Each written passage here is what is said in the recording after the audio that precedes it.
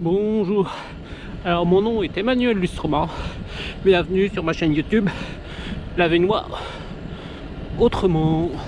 Voilà. Alors aujourd'hui on se dirige, enfin je reviens, du petit village de Belligny, un village juste à côté d'Oudun-les-Bavés. Je vais vous présenter brièvement ce village et Marc, un nouveau jeune sur la chaîne, vous racontera l'histoire de Roger Ravet, un jeune homme qui vivait à Belligny et qui a perdu la vie à Aubigny-les-Potets.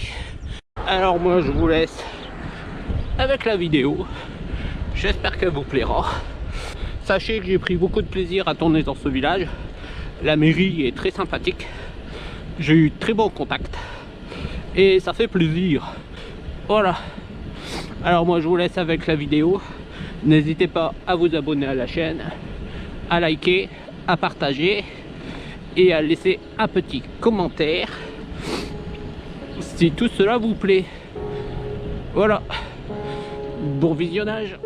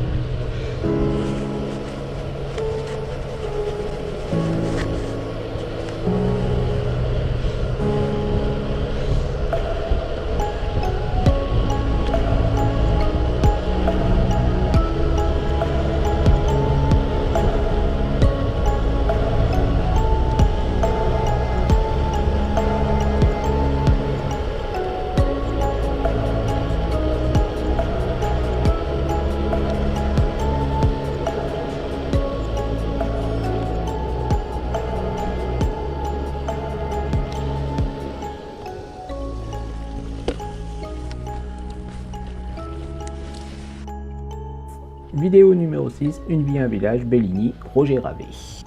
Ah, Belligny, Belligny, je m'étais dit une fois, mais pas deux. Quand tu as goûté une fois ces montées à vélo, tu n'as pas du tout envie d'y retourner. Et pourtant, j'y suis revenu. Et j'ai glissé. L'origine de ce village remonte à très loin. Elle pourrait provenir de la divinité gauloise qui se prénommait Belle. Belle voudrait dire beau. Et j'avoue que Belligny est un très beau village. Ce village se trouve sur la route antique de Bavay à Tournai. Il est situé sur les pantins bruts de la vallée de l'Ogno. Près de Belligny, les Romains ont exploité les couches de calcaire du Crétacé dans les carrières souterraines pour bâtir Bagacum Nerviorum, l'actuel Bavay. Belligny faisait partie de la paroisse de Gusigny jusqu'en 1454. Au XVIIe siècle, la terre de Belligny est la propriété de la famille belge des Chastelaire. Il y avait à l'époque une église et un château féodal. Subsiste encore de nos jours la tour Belle du XIIIe siècle et un corps de logis du XVIIIe siècle. La commune décide en 1847 la construction d'une nouvelle église. Elle portera le nom d'église Saint-Barthélemy, réalisée par Jules Fievé, architecte départemental entre 1847 et 1858. J'admets que c'est l'une des plus belles églises qui m'a été donnée de voir. De l'ancienne, il reste juste l'ancien portail. Les vitraux ont été restaurés en 1921 par Anne Bruster.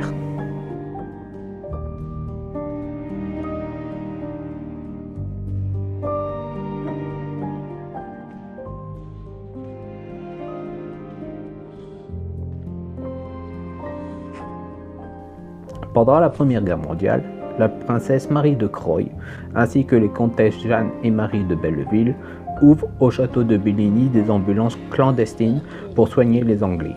Par la suite, elles rentreront en résistance dans les réseaux d'Édith Cavell, cachant soldats et volontaires. N'oublions pas que Belligny est une terre de carrière. N'ayez crainte, à vélo, vos cuisses vous feront remonter l'information jusqu'au cerveau. Le village possédait plusieurs carrières de pierre bleue et de marbre. Elles seront exploitées de l'Antiquité jusqu'au XIXe siècle. Cette exploitation ouvrira la porte à plusieurs scieries de marbre. L'une d'entre elles héberge le musée du marbre et de la pierre. Vous trouverez aussi dans ce village un kiosque à concert construit en 1928, remplaçant celui de 1870. Au vu de l'activité marbrière et de la pierre bleue, vous vous doutez bien qu'il y a bon nombre de chapelles, oratoires et même de niches au cœur de ce si beau village. Toutes et tous nous racontent une histoire lointaine. C'est l'un des emblèmes de notre bel Avesnois. Dans le parc du château se trouve la pierre Croûte, un ancien mégalithe initialement dressé à Houdin-les-Bavés, mon village natal, au lieu dit le Trou des Sarrasins. Évidemment, vous trouverez aussi un monument aux morts, qui a en son cœur le nom gravé de Roger Ravet. Il a été réalisé par les Marbreries Générales de Paris et sera inauguré le 22 juillet 1923. Pour vous restaurer le vélo ou la marche, creusant l'appétit, vous trouverez un restaurant, le Gaucher, qui saura certainement combler toutes vos envies. Si vous avez une petite soif, l'Avesnois étant une terre de saveurs, vous pourrez vous rendre à la brasserie du Baron à Gussigny pour y déguster la célèbre cuvée des jonquilles. Vous trouverez même un camping, une collègue de travail s'y rend régulièrement pour s'éloigner du tumulte de Maubeuge et même y faire du vélo ou du foot avec son petit-fils. Le parc naturel de Avesnois vous offre bien évidemment des randonnées à faire seul ou en famille, comme le sentier des Carriers à Bétrechy, les carrières du Bavézy, la Pierre, hors bleu de la vallée du Marbre au départ de Gussigny, et bien d'autres. Ne me lancez pas sur les réseaux .2 Avesnois s'il vous plaît, vous connaissez mon opinion sur cette mascarade. Belligny est un village qui vous comblera. Il est l'un des plus beaux villages qui m'a été donné de visiter. Sa localisation, son accessibilité en fait quelque chose d'atypique. Et il se mérite. Une chose est sûre, vous ne serez pas déçus. Je tenais encore une fois à remercier la municipalité du village qui m'a très bien accueilli, moi et mon projet.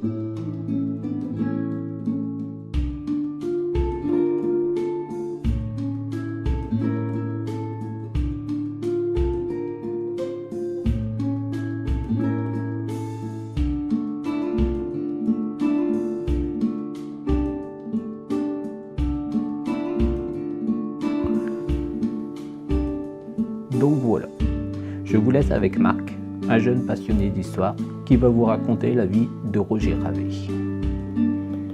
Aujourd'hui, nous allons vous raconter l'histoire de Roger Florent Ravez, un jeune homme originaire de l'Avesnois et perdit la vie le 22 juin 1940 dans une commune loin de sa terre natale et des siens, Aubigny-les-Potets. Pour défendre notre patrie et de l'envahisseur, il a empêché d'atteindre notre capitale, Paris. Roger naît le 2 août 1907 à Curgy, fils de Ravez Télesphore, mineur journalier puis douanier à Bétrechy, garde-chasse et marié à mesure. À sa naissance, il réside route nationale à Curgy, puis à Bétrechy et pour finir rue Virginette à Belligny. En 1910, Gérard, son fils, vient agrandir la famille. Le 1er mars 1930, Roger se marie avec Yvonne Gabrielle Abraham, fille de Léon Abraham, tisseur ancien militaire du 84e régiment d'infanterie et gardien du cimetière de Frasnau, et d'Alice Gabrielle Ruel. Renfilieuse, ils auront 2 enfants de leurs unions, France et Michel. Yvonne perd la vie le 30 septembre 1936, à l'âge de 27 ans. Nous imaginons bien la peine qu'a dû ressentir ce jeune homme à l'âge de 29 ans, après 6 années de mariage. Difficile de trouver plus d'informations sur la vie de Roger durant l'entre-deux-guerres. Suite à l'envoi de photos par Odile Soyer, petite fille de Roger qu'elle a obtenue de sa maman France, quelque chose a attiré mon attention. Pourquoi un 91e sur le col de sa vareuse? Après contact avec Jean-Gabriel Harter, professeur d'histoire et géographie à Chanzy, passionné de l'histoire du 91e régiment d'infanterie, Roger aurait fait son service militaire entre 1927 et 1929 au sein du 91e régiment d'infanterie, puis aurait mobilisé au 24e régiment d'infanterie. Venons-en maintenant au jour où Roger Ravez sera blessé. Au début de juin 1940, l'Allemagne a déjà envahi plusieurs pays voisins. Après avoir passé les lignes défensives optant pour une guerre éclair, le Blitzkrieg, les troupes allemandes atteignent la Manche, la troupe française, britannique et les Belges se retrouvent quant à elles coincées dans une poche à Dunkerque. L'opération Dynamo est lancée entre le 26 mai et le 4 juin 1940. Environ 340 000 soldats et 200 000 Britanniques et 140 000 Français atteignent l'Angleterre par tous les moyens. Pendant ce temps, l'armée allemande poursuit son avancée à travers la France. Nous sommes le 10 juin 1940, l'Italie déclare la guerre à la France et l'Angleterre. Dans les Ardennes, plus précisément dans le village de Blanzy-la-Saulonnaise, en pleine campagne de France, l'armée française combat l'armée allemande supérieure en nombre et en armement. Le combat sont d'une rare violence, les unités d'infanterie et quelques chars font face à la puissance de feu de l'armée allemande, mais aussi à sa tactique et sa stratégie. Le but est simple, empêcher que les Allemands n'atteignent Paris. Cette bataille, plus connue sous le nom de la bataille de Blanzy, se soldera par un échec de l'armée française. Roger Florent Ravez, du 10 juin 1940, sergent-chef du 24e régiment d'infanterie, sera amené à prendre le commandement de la section après la mort de son chef. Il sera mortellement blessé en participant personnellement à la défense d'un point particulièrement menacé. Il perd la vie le 22 juin 1940 dans une prairie dans le petit village de Béni-les-Potets, sous les tentes installées par les soldats sous les ordres de l'armée allemande, faisant d'office d'hôpital militaire. Il faut noter la cinquantaine de kilomètres de distance entre ces deux villages. Mon empathie, mon devoir de mémoire me pousse à nous mettre dans la peau de ce jeune homme. Je m'imagine ce qu'a dû vivre Roger Ravez durant ces 12 jours et je vous avoue qu'à travers le récit de Marc, cela me terrorise. Cette série de vidéos n'est pas simplement un simple vidéogramme créé pour faire des vues. Cette série de vidéos est là pour vous faire réfléchir, prendre conscience de tout ce que ces hommes et femmes, ou même enfants, de toute nationalité et couleur de peau ont vécu durant ce conflit. Moi, Marc Léjoie, je suis en ce lieu aujourd'hui pour rendre hommage à cet homme qui dignement a défendu notre patrie en péril de sa vie. Merci à toi, Roger. C'est bon ?